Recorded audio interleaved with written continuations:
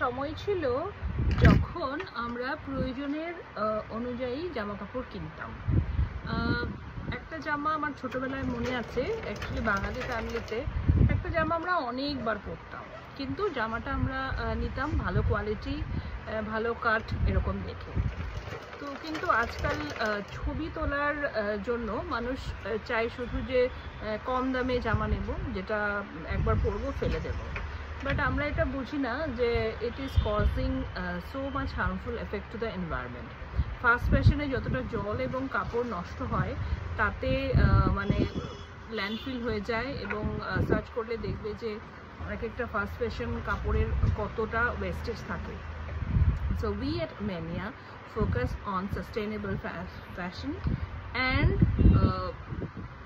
outfits which will stay for you for the if not for the entire life, but for many years. So invest in something which will give you return for many years and which will enrich the environment.